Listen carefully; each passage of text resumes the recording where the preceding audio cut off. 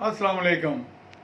मियाँ सैफ रहमान अपने YouTube channel fair and square के साथ आपसे गुजारिश है इसे सब्सक्राइब करें, कमेंट करें, शेयर करें।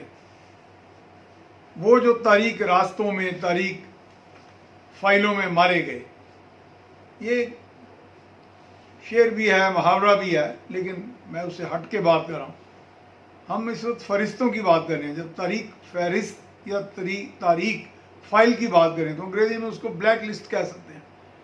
अभी FATF ग्रे लिस्ट का मसला चल रहा है। भारत के बाकायदा एक वज़ीर जो हैं उन्होंने कहा कि जी भारत ने पूरी कोशिश की कि पाकिस्तान FATF की फाइनेंशियल एक्शन टास्क फोर्स की ग्रे लिस्ट में ही रहे। बल्कि मेरे इल्म के मुताबिक तो भारत की ये भी कोशिश रही और उसके पीछे उसके बहुत से दोस्त जो हैं, जो है बड़े बड़े ताकतवर ममालिक जो हैं, वो भी शामिल है कि वो ब्लैक लिस्ट में चला जाए। और इससे बहुत बड़ा माली नुकसान होता है, क्योंकि बैनुल-अक़वामी बरादरी, बैनुल-अक़वामी मार्केट से आपके राब्ते मुनक़ता हो जाते हैं। आप एक तरह की सैंक्शंस वाला माहौल हो जाता है। तो ये इस सारी सूरत हाल में तो पाकिस्तान के लिए कौन सी ऑप्शंस बचती थी। अब मैं जो कह रहा हूँ कि और बहुत सी लिस्टें हैं, तो मैं कह रहा हूँ ब्लैक लिस्ट। जब FATF की ग्रे लिस्ट जो है, जिसमें अब तो अमेरिका बहादुर ने ये भी कह दिया, यानी पाकिस्तान ने बहुत सी उनकी शराइत पूरी कर दी हैं और ये भी कहा जा रहा है कि 27 में से 26 खदशात दूर कर दिए हैं, एक आध रह गया है। बहरहाल वो उसमें कोई ड्रग मनी की बात है, उसमें जो बहुत से लोग टेरर फाइनेंसिंग में इन्वॉल्व थे उनको सजाएं ना होने वाली बात है, जिसके लिए हमारे वज़ीर आज़म कहते हैं अदालतें आज़ाद हैं, हुकूमत पकड़ दी, अदालतें छोड़ देती हैं। इसका मतलब तो ये हुआ। बहरहाल ये अपनी एक तरफ। मैं जो बात करना चाह रहा हूँ कि पाकिस्तान कितनी लिस्टों का मुकाबला करेगा। ग्रे लिस्ट ये आ गई और 3 ब्लैक लिस्ट और चल रही हैं।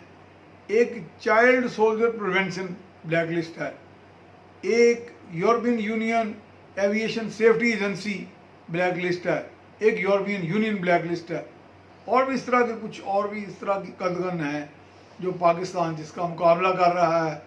और इससे हट के अब GSP प्लस आपको मालूम होगा, उसके मेरे भाई, हमारे दोस्त, हमारे मोहतरम गवर्नर पंजाब चौधरी सरवर ने बड़ी मेहनत की थी और पाकिस्तान को खुसूसी जो है अमरात मिली। इस तरह बाकी GSP प्लस के ममालिक को मिलती हैं, इस तरह हमारी तजारत बैनुल-अक़वामी बढ़ी और बिलखसूस जो यूरोपियन यूनियन के साथ, उसमें हमें यहाँ पे लोगों को रोज़गार मिला। अब उसकी भी वार्निंग्स आनी शुरू हो गई हैं। तो अब कहाँ भी किन किन चीज़ों का मुकाबला करेंगे। क्या हमारा डिप्लोमेटिक फ्रंट जो है इतना कमज़ोर है? क्या हमने अपनी अंदरूनी, ऐसा तो नहीं जो हम अपनी अंदरूनी खलफशार और अंदरूनी मामलात को इस हद तक, जो उलझाव है उसको इस हद तक हाईलाइट कर देते हैं बैनुल-अक़वामी फोरम्स पर कि वो हमारी वल्नरेबिलिटी बन जाती है, हमारी कमज़ोरी बन जाती है, जिसका दूसरी क़ुव्वतें इस्तेसाल करती हैं। तो हमें ये देखना है कि भारत तो अपनी दुश्मनी निभाता रहेगा, या भारत के जो खैर खा जो थोड़ा बहुत पाकिस्तान से मुनाफ़क़त का या मुनाफरत का रिश्ता रखते हैं, मुनाफ़क़त भी कहूँगा, क्योंकि वो लोग भी हैं, जो ममालिक भी हैं जो बज़ाहिर ऊपर से अच्छे हैं लेकिन अंदर से मुनाफ़क़त रखते हैं बावजूद। तो जो मुनाफरत और मुनाफ़क़त का सोच रखते हैं पाकिस्तान के बारे में, वो भी भारत के साथ मिलके या भारत से हट के भी, जैसे अभी इसराइल ने पाकिस्तान के बहुत से, बल्कि वज़ीर आज़म के भी हमारे मोबाइल तक को हैक करने का या यहाँ पे बहुत से मालूमात हैक करने का उन्होंने एक कामयाब ऑपरेशन किया है। तो वो लोग तो अपना काम करते रहेंगे, हम क्या करते हैं। जैसे अभी मैं आज एक TV प्रोग्राम में भी कह रहा था कि हमारी पाकिस्तान टेली कम्युनिकेशन अथॉरिटी कहाँ है, वो भी तो देखें इन चीज़ों को।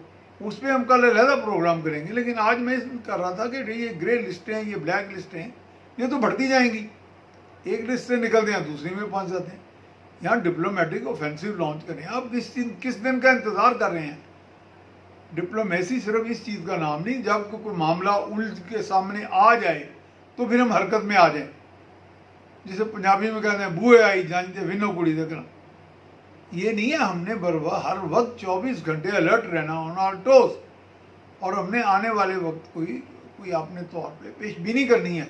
समझने की कोशिश करनी है कौन कौन से ममालिक के साथ तल्लुकात में क्या क्या हिसासियत पाई जाती है, कहाँ पे क्या डेवलपमेंट्स हो रही हैं। یہ ایک بڑا سنجیدہ round the clock round the year یہ کاروبار ہے.